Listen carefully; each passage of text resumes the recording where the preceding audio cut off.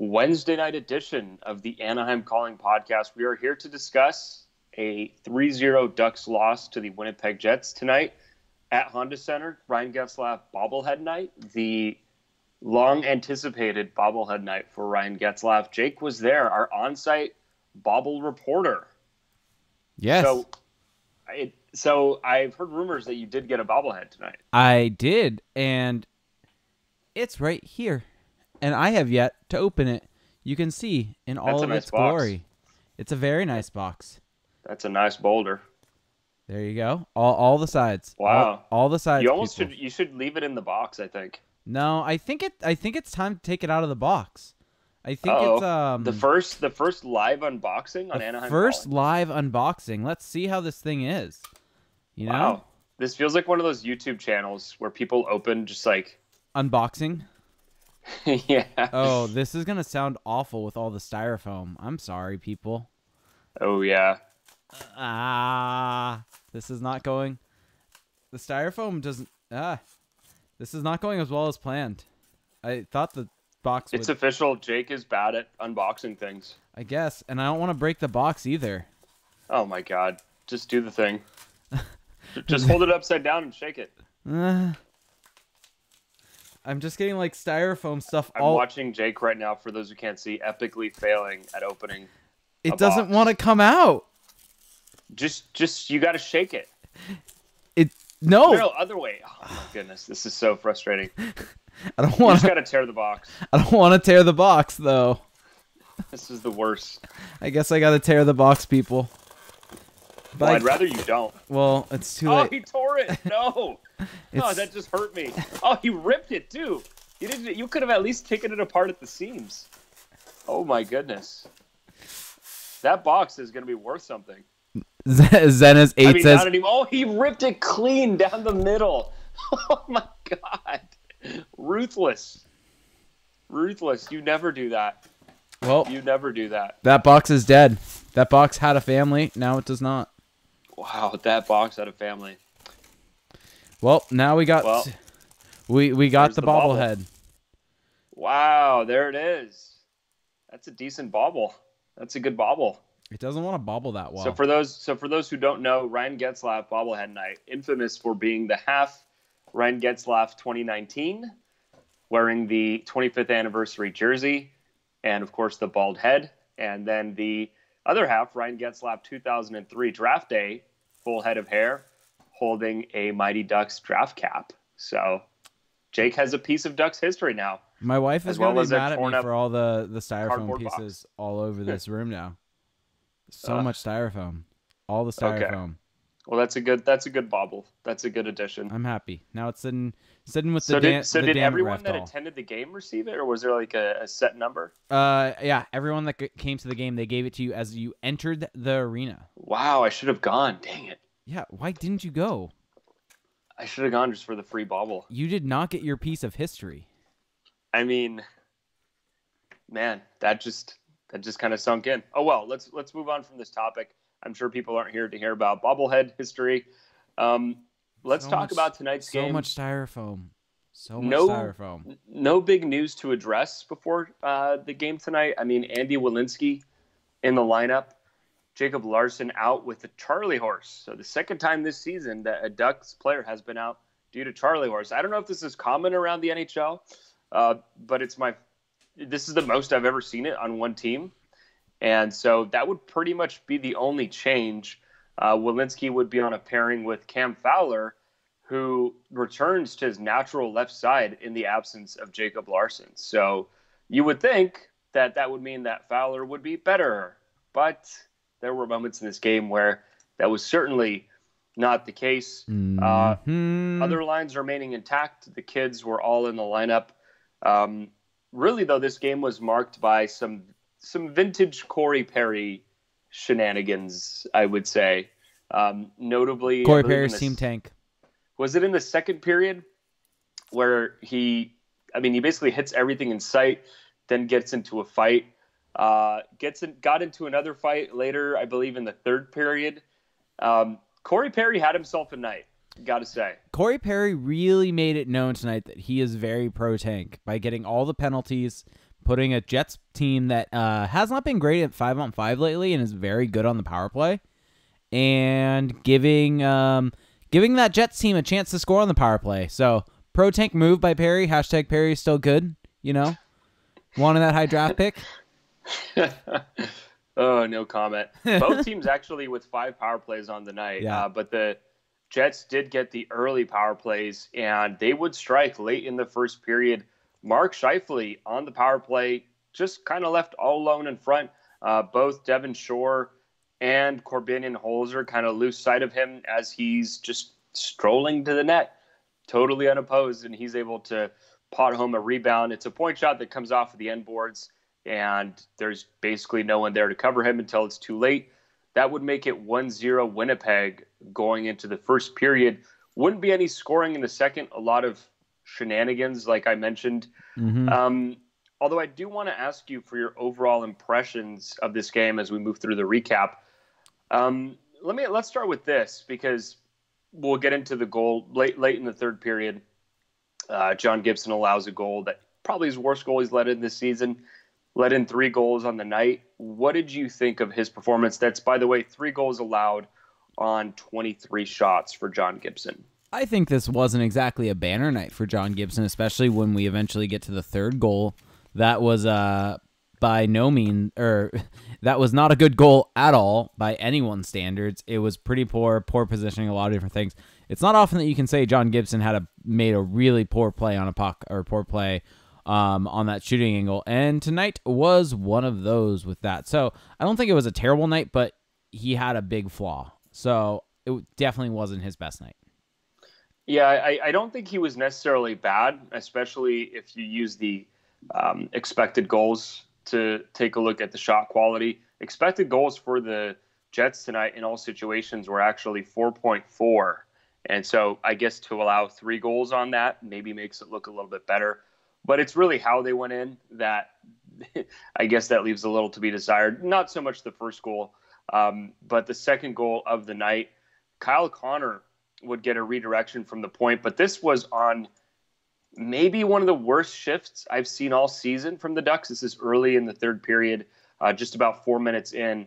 Andy Welinski and Cam Fowler just literally incapable of exiting the zone with any type of control. And what was really frustrating about this sequence is that this was something that Cam Fowler was doing all night long, is that he would have opportunities to make easy plays and then turn them into really difficult plays. He gets the puck in the corner, the corner to the right side of John Gibson, has an opportunity to make an easy pass up the middle, and instead chooses to hold on to it a little longer, spins. That turns it over along the wall, or at least puts his teammate in a difficult position, Ricard Raquel, with some pressure on him. I got to mention, though, to be fair, that Raquel doesn't make a great play here, just kind of throws it across the ice.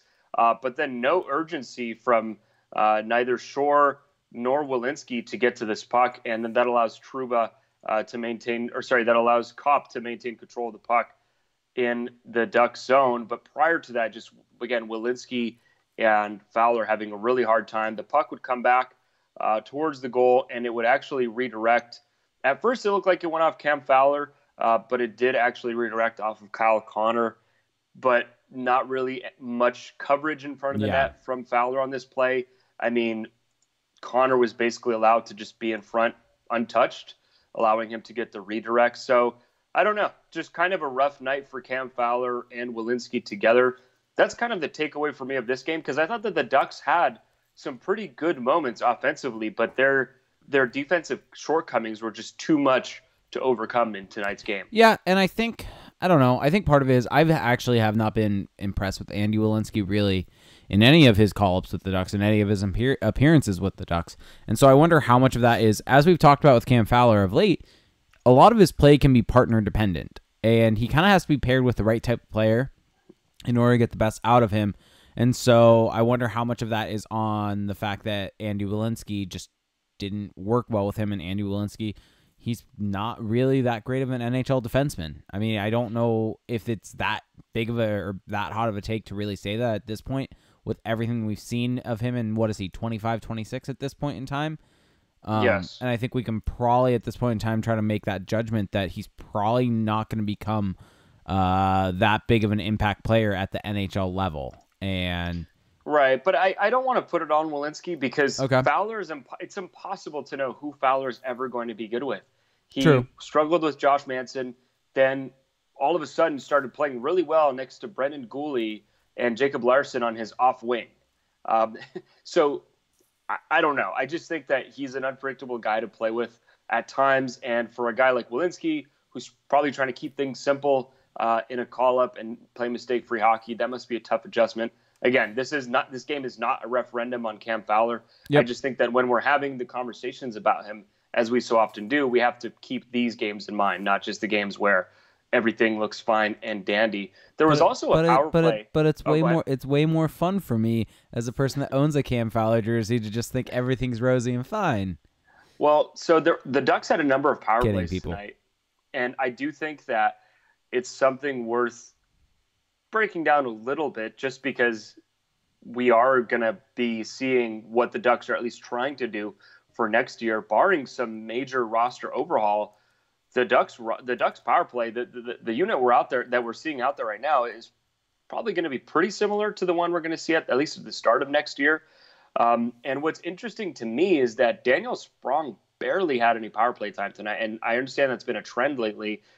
You saw Raquel in that left circle in the one-timer slot as a right-handed shooter, Cam Fowler at the point, Henrique and Silverberg down the middle. Getzlaf was kind of playing off the wall here and there.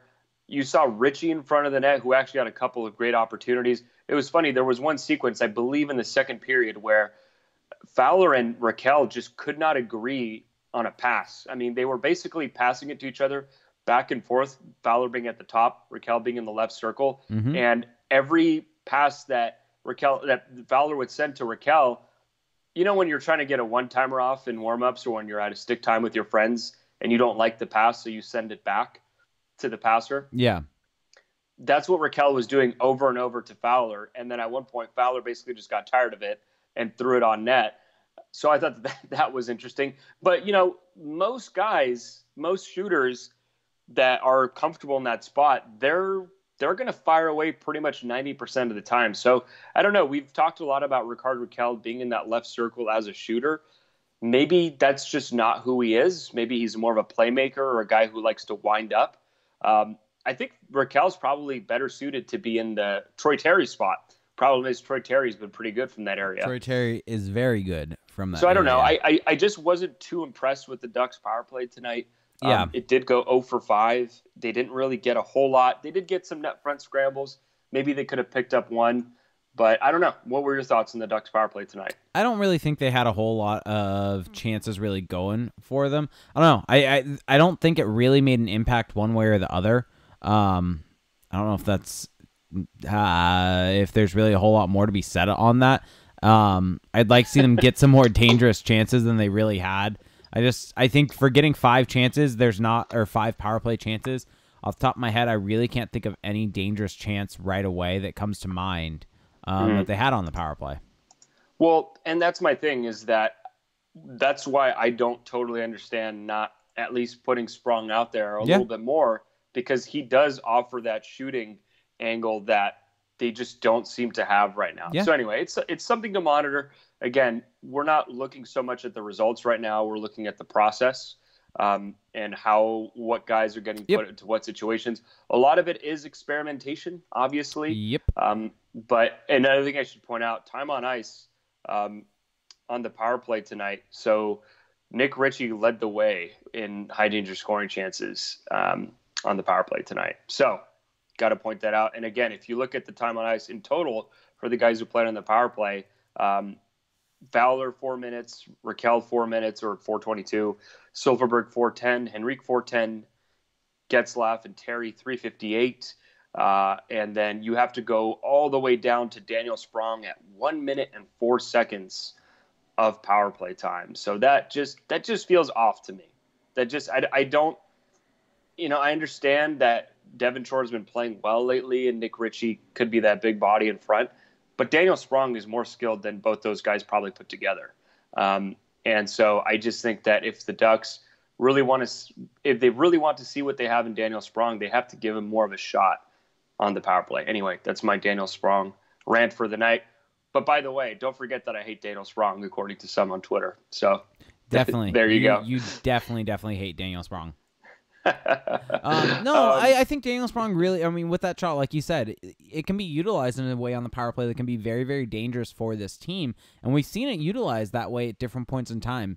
And I think, like you said, why not experiment right now? Why not mess around with things? Even though there are so many people out there that are going to be like, if it's working, why mess with it? Right now is the time where it doesn't matter really if it's working or not.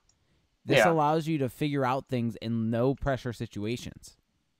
Right. And again, I do think that Nick Ritchie did what they're asking him to do right now. I thought that he did fit the bill. He was a presence in front, got chances, didn't go in for him, but he had a pretty solid game for himself. I just think that even though he might be performing well in that role, I think guys like him and Shore, they're not the optimal guys to have out there.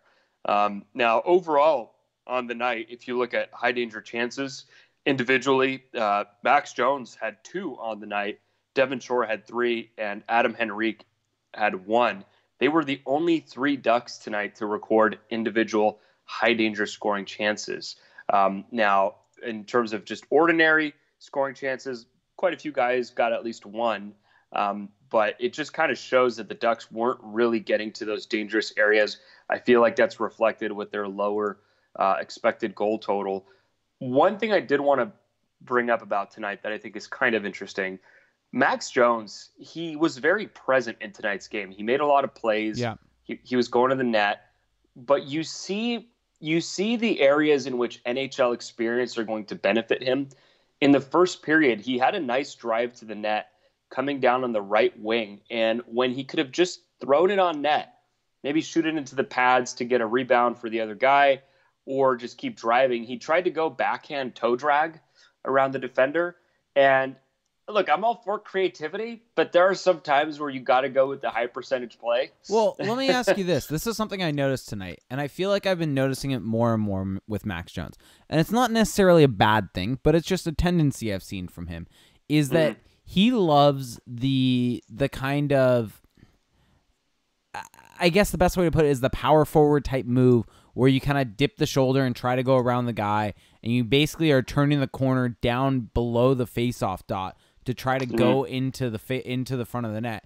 And it works a decent amount of times. It's not a terrible move, but at a certain point it almost becomes predictable, and it's almost as if you know exactly what he's doing when he's dipping that shoulder, and at a certain point in time, he needs to be able to make a pass from that situation in order to make defenders realize that he can do more than just drive the net, because it's predictable. He's going to drive the front of the net. There's going to be another guy there. He's going to put it into the goaltender's pad, and nothing's really going to come of it. So it's one of those things that it's almost as if he needs to try to understand this, and this is not me saying he's bad. This is not me saying what he does is bad or he's a poor player or anything like that. But I think that this is part of the evolution of a young player. And we're seeing it with Troy Terry from when he came up in the league or came up to start the season to where he is now and how his game's evolved. And even now, there's still things that Terry needs to work on with, for instance, trying to take some more shots. There are certain times he passes too much.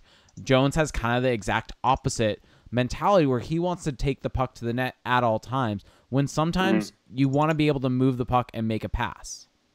Right. And again, with all of this said, Max Jones, if you just looked at the numbers, I mean, 6 shot attempts at 5-on-5 to lead the team, 3 scoring chances, second on the team, and then 2 high danger chances, second on the team. So we can nitpick his game, but he's getting the volume, which makes you think that if he can just kind of square some things away, that he's going to have an impact on this team. And I think that a lot of it for him is just going to be more of recognizing situations, right? I think a lot of the times he tries stuff that maybe he couldn't. This is kind of reminiscent to me of how Troy Terry looked in the beginning parts of the season, although to a much lesser degree, is that sometimes he tries to make a play that you probably can imagine him making at a lower level.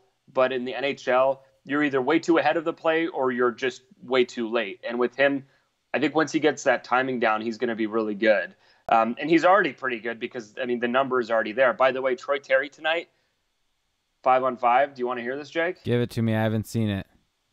Goose eggs in all shot metric departments. As an individual or individual. You know, just playmaker, trying to set up his teammates, being a good line mate.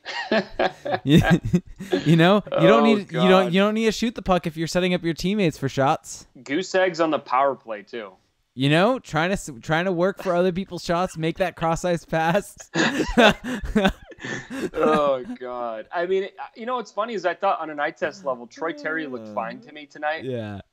But it's everyone, not always I'm about kidding, the eye test. by the way. You know, you got to put up some numbers as well, especially for a supposed shooter. Yeah. It's funny when Troy Terry doesn't shoot. This is all according to Jake. When Troy Terry doesn't shoot, he's a playmaker. When Troy Terry isn't really making plays but scores, Troy Terry's a sniper. So you can never. Jake lives in a world where he can never lose. I wish I lived in that kind of world. That's great. I wish you could keep doing what you do, Jake. I wish you could always see the smile on my face when I say those things, because I know it's gonna piss you off. No, I think it's funny. I mean, I'm onto your bit by now. Don't worry. If I wasn't already, that'd be sad. Adam Hutchinson in our chat says good teammate Troy Terry. Good teammate. Yeah, but if he does literally nothing in a game, to Jake, he's still a great teammate. Great teammate. And if he's not a great teammate, he's still an American hero. You can't lose. You can't lose. Oh, God. One thing I did want to bring up. We had a question earlier on in the Twitch chat from Zenhez asking, because we had talked about John Gibson, and he was wondering where his GSAA stats were on the night. So Corsica is dead, so we can't really compare to where he was earlier on in the year, because they're not tracking GSA anymore. That website is kind of dead. But Evolving Hockey is now around, and their GSAX, which is the similar concept to the GSAA on Corsica. The GSAA on Evolving Wild is a little bit different. GSAX is the same concept as what was over there. John Gibson still leads the league with 25.54 GSAX. We're talking about tonight. No. Zenez was asking about season long, where he's top of the league season long at 25.54. Okay, jeez, Christian J. Corsica. That really worried me there for a second. No, and Christian J. asked what happened to Corsica. Who knows? Manny took it down, killed it. Well, all I have to say for Corsica is goodbye, everybody. I've got to go. Okay, let's move on. We shockingly have not finished the recap. Late in the third period, or actually not that long after the second goal of the night, Nick Ehlers, who, by the way, I thought looked really good tonight. He was everywhere in this game, and he's a guy who has missed parts of the season. You know, there's been criticism in Winnipeg, but he looked fantastic to me tonight. Just a carom goes off of the end boards in the Anaheim zone. He just throws it on net, and John Gibson does a little olay on the puck. It goes in, and that would make it 3-0. The Ducks would pressure to end the game. Too little, too late, and the tank rolls on. Chugga, chugga, chugga, chugga, chugga, chugga. Choo, choo. You're meaning to say that players don't lose on purpose, Jake? No, the players don't. It's a management tool. Although we had some people in the Twitch chat saying that it may be a training staff tool, with the fact that players keep getting hurt. Oh goodness. Okay, so I don't really have any other big takeaways from tonight. I just think that overall the Ducks, I think they set out what they meant to do tonight in terms of just not getting quote unquote embarrassed like they did last time against Winnipeg, losing 9-3. They did compete. I thought that there is a universe that exists in which this game is a lot closer, but we do not live in that one, and this is the hand that we are dealt and that we must discuss. I thought that from a Winnipeg perspective, since we don't see them a whole lot, at least we haven't lately, I thought Kevin Hayes looked really good. He was noticeable out there for them. Kyle Connor, it's kind of unfair that team has them. A guy that I got to say I probably noticed maybe once, maybe twice, Patrick Laine. That guy does not do a whole lot if he's not scoring. It's kind of striking. But when he scores in bunches. Well, that's the thing. And, if you look at it on the night, he still had, almost 19 minutes of ice time. And overall he still led the team with 6 shot attempts. So maybe I was just not watching. I don't know. But he just didn't seem all that noticeable. And from a expected goals perspective, he only had .13. So maybe, I don't know, more of a volume thing for him than quality. Yep. Anyway, any final takeaways before we get into some questions here? Final takeaways. The Jets had a lot of really dangerous chances. 4.41 expected goals to 2.58 expected goals. So, I don't know. I mean, the Ducks probably should have gotten a goal or two here, but for the most part, the Jets outplayed them and deserved the win for tonight. Connor Hellebuck played really well for the Jets, getting the shutout. I thought you didn't think he was good. I mean, I have my thoughts on him. I still think he's not that great, but he's getting hot at the right time, which is what they need. This is true. Yeah. Yep. Okay, do you want to jump into some questions here? Sure. So, for every... We had one really good one in the Discord chat. And oh, can you pull that up? Or do you want me to find it? Yes, no, I have it here. Okay, you have it. Because some of us are prepared. Good. Good. Good. Usually it's me. Usually I'm the one. So, so this is from STFU Shane. Wait. We gotta run through the bit. What bit? The Twitch bit. God, I was about to get into it. No, but this is from Discord. Okay, we're not on Twitch yet. Fine. Follow. This is from STFU Shane. Sorry, Shane. I had to get us to this point, but we're here. Question for the pod. What line combinations are you looking forward to seeing next year? So I guess this isn't necessarily the question I thought it was. I thought it was just more, what will the line combinations be? So I guess this is more of a question for you, Jake. What line combinations from the Ducks are you looking forward to seeing next year? Let's go Terry. Troy Terry, line 1 center. Troy Terry, line 2 center. Troy Terry, Ryan Getzlaf, Max Comtois. Oh, all right, just run through it. I'm just running it through in my head. I don't actually know. I will need more time to think this through fully, to be honest. Okay, well then, why don't I and my prepared self take the lead here? I don't expect the Ducks, barring. So let's just assume they don't make any big moves. Wait, sorry. I said that line incorrectly. I meant to say, what was it? Max Comtois, Troy Terry, and Jack Hughes. Sorry. Let me get that right. That was the line I was thinking of. I'm just going to ignore that. So barring the Ducks not making any moves here, I expect their lineup to be pretty similar to this year's. I mean, I think that we're probably going to see, I would expect one line that I would like to see get more time would be Raquel with Getzlaf and Kasha. And then a second line, probably that's going to be of Henrique, Perry, and Terry. And then that leaves you the option, maybe going Jones, Shore, and Sprong for your third line.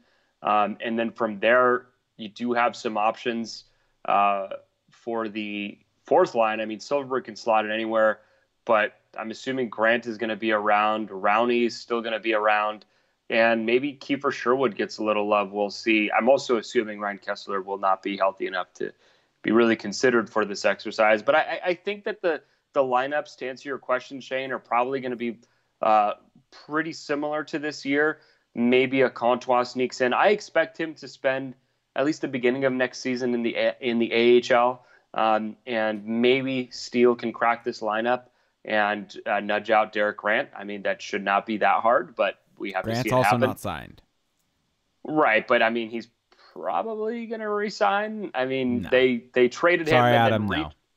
And then they retraded for him. You don't think they're going to resign Derek Grant? No. Why not? No way. Sam Steele's going to be coming up and taking that spot. Okay, well, wait. Let me ask you this question. If I had asked you in the beginning of the season, do you think the Ducks will trade a defensive prospect? Or sorry, do you think that the Ducks will actively seek out Derek Grant's services this season after having traded him away the season prior, or not having brought him back? Would you have said, yes, I expect that to happen, or no? Zena's actually asking a question. Does Grant even want to come back? Hell yeah, he does. This team wants him bad. This is the team that wants him the most in the NHL. He loves This it is here. the one general manager that really wants him. He's only played, well, I guess he's played in 3 organizations. I don't know why he wouldn't he's want played to come in back. 4. He was also with the Predators. I'm counting the Predators. Oh, What's the Buffalo. 4th? Ottawa? Buffalo. Oh, Buffalo. Whatever. I don't know. I could see them bring him back. I don't have a hard time at all seeing that. I don't really know who would be the guy to nudge him out. Again, Sam Steele, your move. But there's also Isaac Lindstrom, although I feel like he'll probably be in the AHL next season. Patrick Eaves is still a thing. No clue what happens to him after this season. He is currently down in the minors. Maybe he just remains in the minors. Who knows? Your boy Antoine Morin, maybe. But I see him coming back. I mean, he's not going to cost them anything. He's probably going to be around $1 million, $1.2 million. I mean, write it in stone. Write it in stone, folks. This is my hot take of the night. Derek Grant is coming back to Anaheim. You know, it's an interesting thought. Someone in the Twitch chat asked, and this would be, you know what? I'm going to go through the little bit right now before I get to this question, because this is from the Twitch chat. So, for those of you watching the recorded version of this on YouTube or listening to the recorded version of this on any of your favorite podcast services, we do a Twitch stream of this show, and with Twitch, you can interact with us live in the Twitch chat. With Twitch Prime, with Amazon Prime, you get 1 free Twitch Prime subscription each and every month. After 30 days, you do have to hit that subscribe button that is over there above Felix's head. Felix, point up. It's above your head. Above Felix's head, you hit that subscribe button. It is completely free to you and helps out the show a lot. And with that, you get special emotes in the chat, which are very, very fun emotes.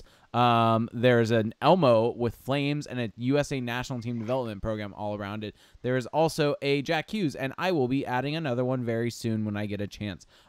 So for those of you watching this live in the Twitch chat, start throwing in your questions. There are a few in there, and I do want to hit this one first, and I think there's an interesting conversation that can be had from it. Christian J17 asks, would the Ducks ever offer sheet the Johnson or Kapanen from the Leafs? And I'm going to add in what Marner and Braden Point to this conversation. And I've looked it up. I have it open. The Ducks do have the picks required to do an offer sheet for first-round picks, because offer sheets, for those of you that don't know, are dependent. And actually, you know what? I'm going to throw up the screen right now on the Twitch stream for what the pick requirements are. So if you are compensating 0 to 1.3 million, there is no compensation that you have to give back. 1 to 2, it's a third-round pick. 2 to 4, a second-round pick. 4 to 6, a first and a third. 6 to 8, a first, a second, and a third. 8 to 10, 2 firsts, a second, and a third, and 10 million or more for first-round picks. And the Ducks do have enough picks to meet that compensation. Would the Ducks do that? Well, I mean, look at the number of teams who do meet the requirement. The Ducks are not in this very elite select group of teams that can do this. This is pretty common in the NHL. I don't see them doing it. I don't think Bob Murray is that type of GM. I think that he would rather keep good relationships with his fellow GMs and make trades that way, as opposed to being really, really aggressive and potentially screwing other teams over. So I don't see the Ducks doing this. I just don't think it's in this management group's DNA. Would he do it to Toronto with them having the young upstart GM? I think he probably likes dealing with Toronto. I mean, they made the trade for Anderson a couple of years ago. That was with Lou, though. Right, but Kyle Dubas was still a part of that group. He was the assistant GM. Just saying. Jake, I know you want to live in this world where the Bob Murray is John Chayka or Kyle Dubas, but it's not going to happen. Yeah, that's a good point. It is Bob Murray still. I mean, yes, that fact never changed. It's a good point. It's a good point. Fair point. Point taken. I just want to see an offer sheet. Let's just be real. I mean, I think it may happen because everyone keeps talking about it, but I just don't think it's going to be the Ducks to do it. Maybe the Ducks. I mean, I don't think the Ducks have any meaningful RFAs, so I don't think they're in trouble of getting offer sheeted. But I don't know. Maybe Bob Murray surprises us all, or maybe Justin Kluse gets an offer sheet. I don't know. Anything could happen. Yeah, exactly. Chase DeLeo, your boy, La Mirada native. Bob Shockey asks, cheese or chocolate? Chocolate. Yeah, chocolate. Cheese is pretty good. Ken Paffu said, question. I went to a clinic tonight. Turns out things I can't do. He also, remember, he's on our team this for the podcast classic this Sunday. Transition, skate backwards, stop. Things I can do, lift the puck, look at the puck, get tired. Are you sure you want me on the team on Sunday? I mean, you'll still outperform George. Look, I want people who believe. I want people who bring a winning attitude. I want contributors in the locker room. I want people who can chug a beer before the game even starts. I want belief in that locker room. So even if you're not the best, I think we've already sorted out who's bringing beer. Also, there will be beer. All I'm saying is, even if you're not the best, I want you out there and I want you a part of this team if you have the heart and soul to bring to the table. Bionic. We are Team Grit, baby. Bionic Crisis. The podcast classic is Sunday at noon at Lakewood Ice. Yes, be there or be left out. Yeah. So let's see. Question. This comes from George. Are the Ducks currently starting to work for next season? Work for next season. That's a little ambiguous, George. Is that our George? That is our George. Yeah, he's going to have to specify there. Too ambiguous for me. No, in all seriousness, I think they've been looking towards next season, although tonight kind of bugged me a little bit just because I think some of the moves they made on the power play, such as not playing Sprong, to me, that's a little bit of trying to win the game right now. But you got to keep things in perspective. They have to at least win some games to feel as if things are looking up for next year, which is what they have done, by the way. They've played a good brand of hockey. Yeah. But I do think that everything they've done towards the end of the season, especially since Randy Carlyle was fired, is trending towards next year. Yep. Coldfire 725 threw in the Twitch chat. Any thoughts on the goals not allowing a goal in their last 30 PKs? I did not actually know that. That's really impressive. Kevin Boyle. I called it. Kevin. You give me crap about Terry and then pull that. Oh, goodness. Wow. No, I was not aware. Good stat, though. We need to do more goal stuff. Maybe for the AHL playoffs, we'll do something. We'll maybe do some recaps tuned. Or things like that. Incorporate John into this thing. Yeah, we'll do something. Do you know, though, off the top of your head, if how many games since Eves has been back on the ice for San Diego? I feel like he hasn't been on the ice for about 5 or 6 games, though. I don't know off the top of my head, though. I couldn't tell you, but I will look it up while you read the next question. Okay. So Elmiko said, question, are the Ducks the type of team to go after a big name, example, Kapanen, Subban, Point, etc.? I could see them doing it. I think it has to be the right move. It's kind of the best way to put it.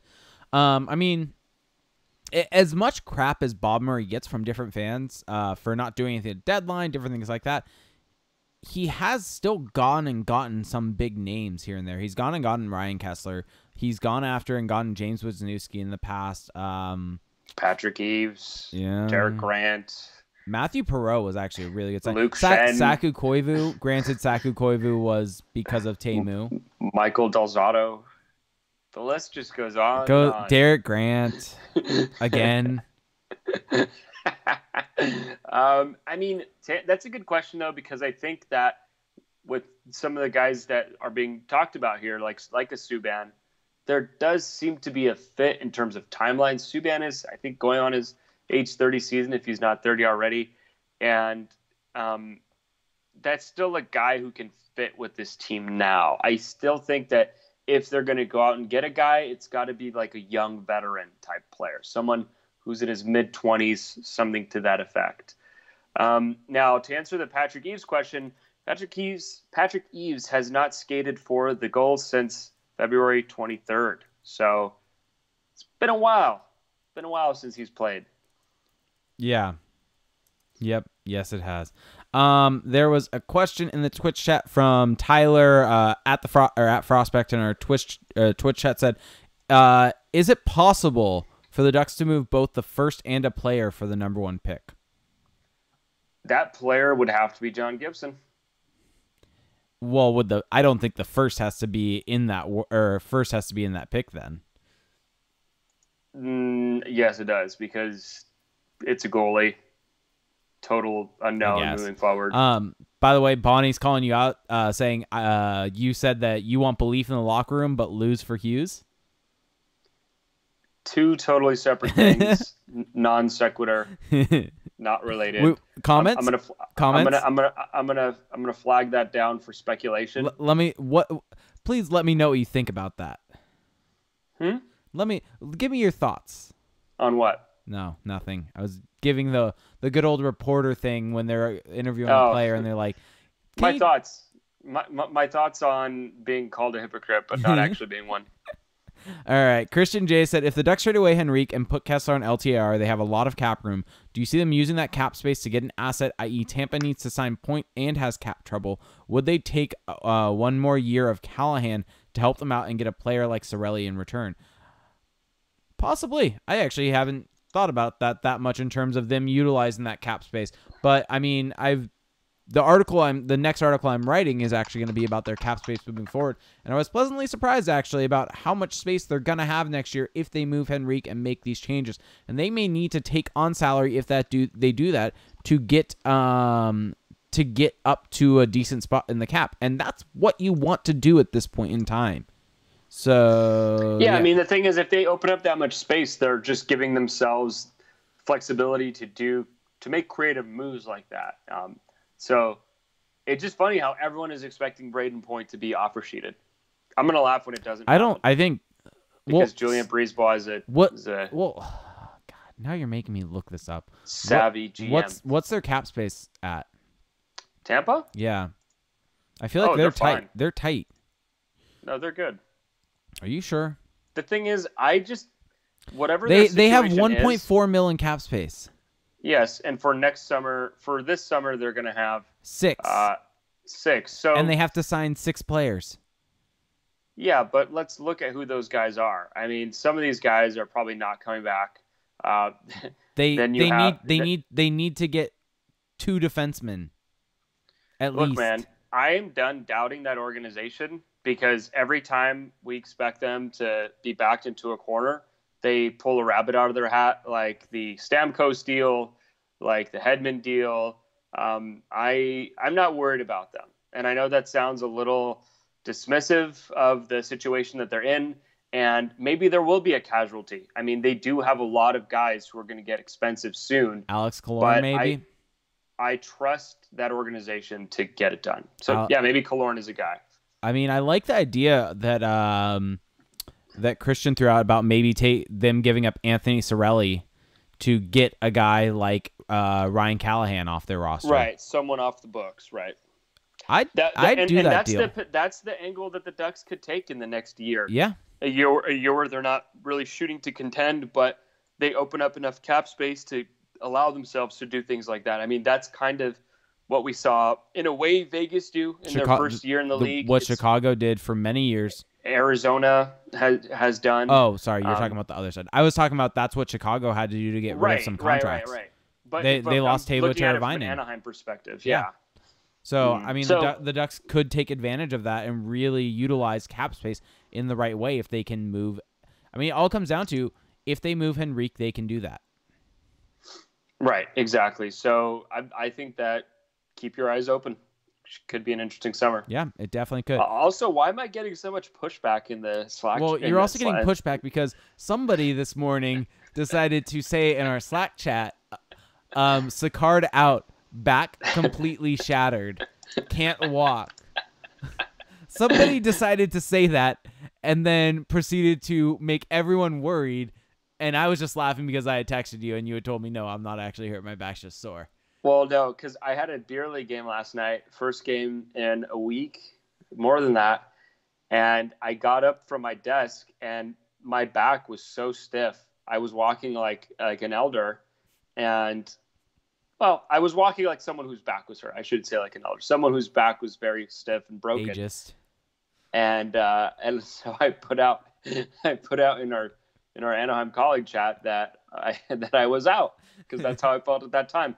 I was only communicating how I felt at that time. You had Bonnie very worried about you, Things and she can wanted be to said find in you. the heat of the moment. All right, so I did not mean to alarm nor offend. Zenith said we just lost all our elderly viewers. No, thanks. that's not true. Thanks. They know. El Miko said, realistically, when can the Ducks win another cup?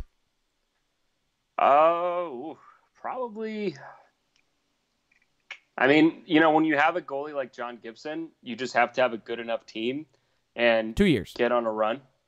I'm going to say 5. 2. 5. I'm optimistic. Optimistic 2. So let's settle on 3. Okay, 3. I feel better about 3 than 2. I was maybe a little bit gung ho there by saying 2. All right. So SFU Shane said, as much as you are in love with Hughes and Kakko, couldn't it be argued that 2 top tenors would be more valuable? 2 guys who could be plugged in and played. Trade the Blues pick and a player to get a second pick into the top 10 or 5.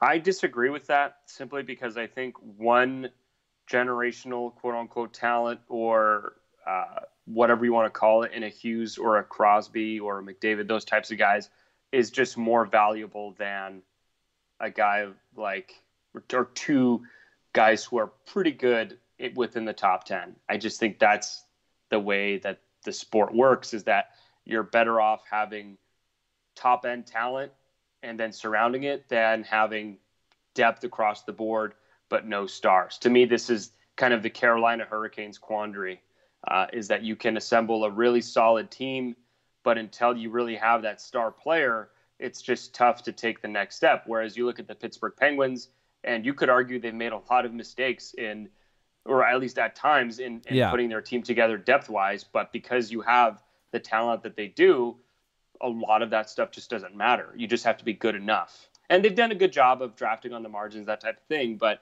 at the end of the day, you need that big piece. You'd rather have... You need the star power. I mean, look at where would the Ducks be without Getzlaf, without Perry? That's what I'm saying, exactly. I mean, would you rather have... I mean, I'll pull up the... Keep talking, I'll pull up the... Well, and I already see El Miko says that Getzlaf and Perry both weren't first top 10 in the first rounders. The difference is that draft was an anomaly, that usually those types of players don't come from the spot where Getzlaf and Perry were drafted. You have to get a bit lucky. I mean, just to give you an idea, folks, so we're talking, would you rather have 2 guys within the top 10 or one of the top 2 picks?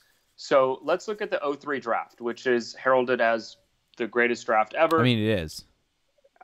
Well, okay, so this is going to make you not think twice about that, but kind of show even still how much of a crapshoot the draft can be. So would you rather have Eric Stahl, who was the 2nd overall pick? Marc-Andre Fleury went 1st overall in that draft. Okay, sure. So let's even do that. Would you rather have him, let's just say one of Marc-Andre Fleury, Eric Stahl, or let's say the 4th pick and the 6th pick, which was Nikolai Zherdev at number 4 and Milan Mihalik at number 6.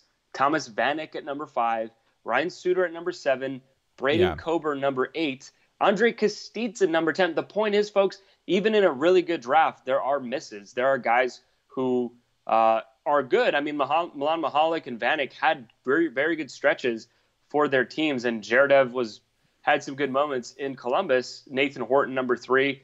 But at the end of the day, it's pretty clear to me who you would rather have in this situation. Yeah. And so I think the same can apply for a bunch of different drafts. And George is saying Getzlaf and Perry haven't led the team to a cup, though. But they have not.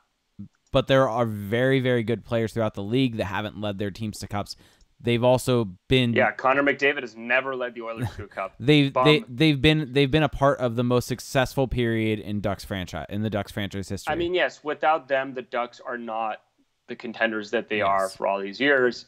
I mean, now, obviously, that's part of the reason why the Ducks have kind of fallen off the last couple of years, is because those guys aren't as good as they once were, and that can't prop everything else up. Yep, and agreed. So that's why you need to start hoping that you get a Jack Hughes or a Kakko or someone of that ilk. And the fact that the Ducks haven't won a cup isn't their Getzlaf or Perry's fault either. It's the fact that the team built around them. It's partially the team's built around them. It's partially just bad luck. as much as yes, but that's the point, is that even if you have one of these guys, you still only have a certain. There's still a cap to how high your chances are of winning the cup.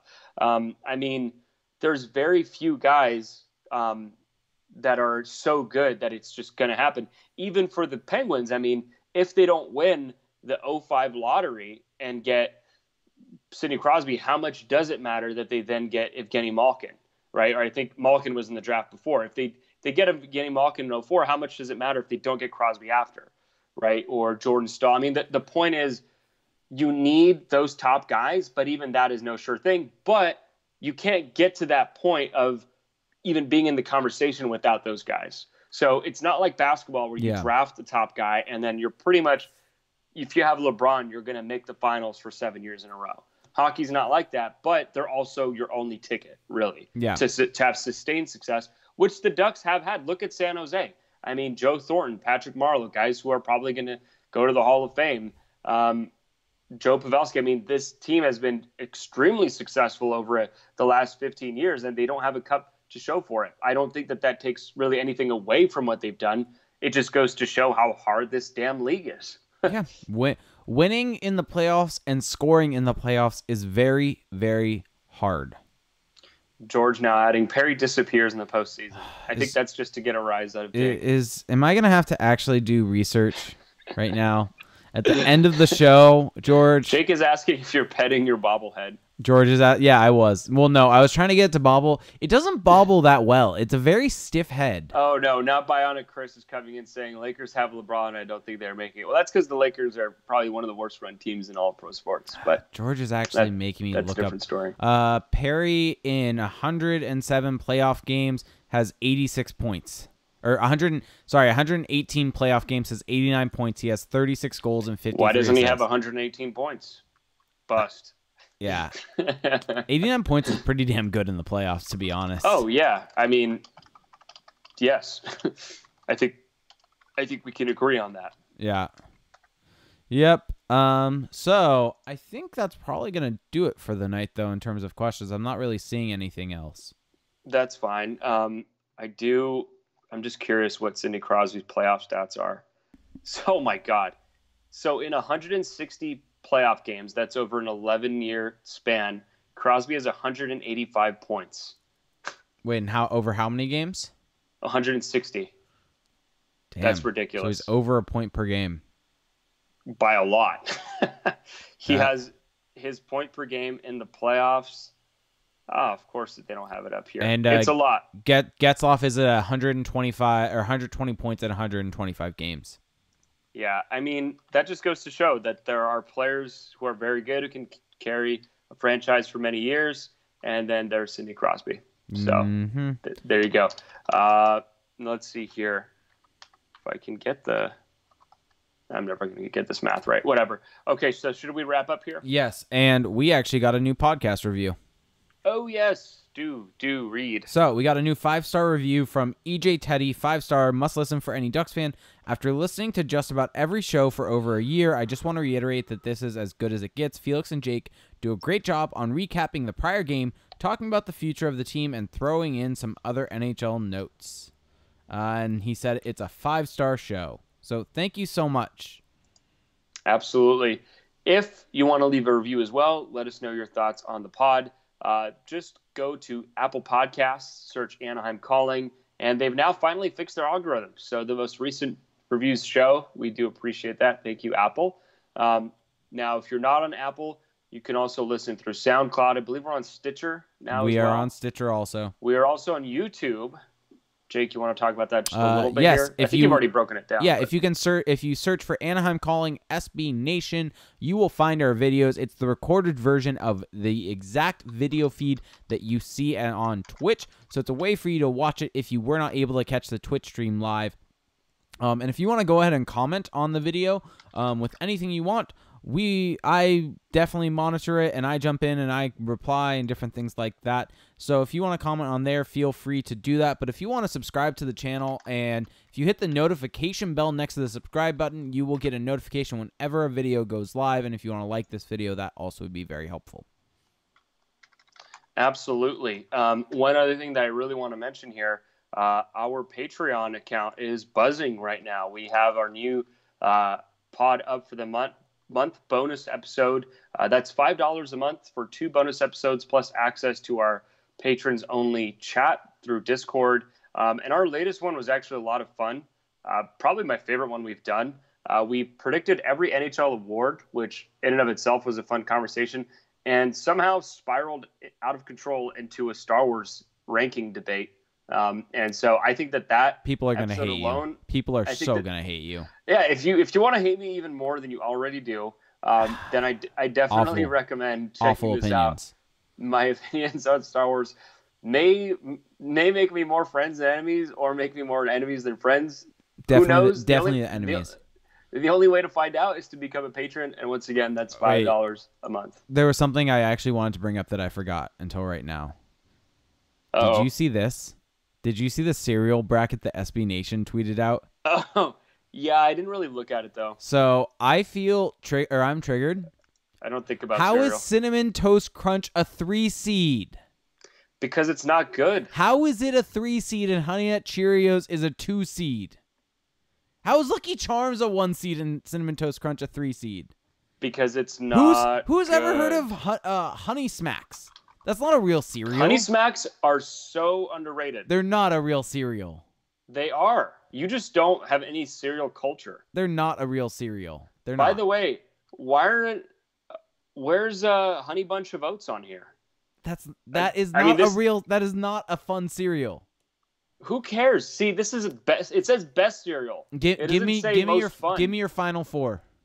My final 4 of all cereal? No, final 4 of this. If we're going with this bracket. Oh, I mean, there's so many shitty choices, but I guess on the side that features the likes of Lucky Charms, Wheaties, Apple Jacks, Fruit Loops, Cinnamon Toast Bunch, Golden Grams, Honey Nut Cheerios, and Raisin Bran. I mean, I'm dealt a bad hand. Give me the final 4. Don't break down each one. Out of that group, I'm gonna go. Seeing how the bracket's set up, I'm gonna go Fruit Loops, and I'm gonna go with Honey Nut Cheerios on that side. And then on the other side, that features Frosted Flakes, Rice Krispies, Cocoa Puffs, Frosted Mini Wheats, Honey Smacks, Fruity Pebbles, Captain Crunch, and Trix. This is an easy one, and it has my 2 titans, Cocoa Puffs and Captain Crunch, and winning it all. Cocoa Puffs and Captain Crunch, and winning it all in the best cereal bracket. What's your final? What's your final? Who are your final? What's your final? It doesn't matter. It doesn't matter because there's only one true champion, and that's Cocoa Puffs. They blow everyone else in this bracket out of the water. Thank you very much. Any other opinion is wrong. Here's the real final 4. It's got to be Fruit Loops versus Cinnamon Toast Crunch on one side. Oh.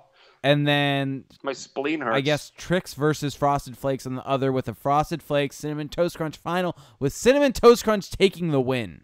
I mean, Frosted Flakes Cocoa Puffs are in the same leg of their bracket, and that's going to be a tough out for Team Cocoa Puffs. Frosted Flakes takes the win. But I do see that fiery 4 seed getting it all the way done. By the way, March Madness is underway, and UC Irvine playing tomorrow, or I guess today by the time you're listening to this, 11 a.m. Pacific Standard Time against Kansas State.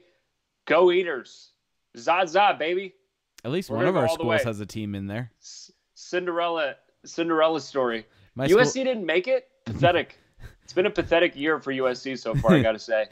Both our football and basketball team ended with losing records. Yeah, and, on the field at this point is the least of your worries. Yeah, thanks. Yeah, I'm going lowbrow, whatever. Wow. Wow.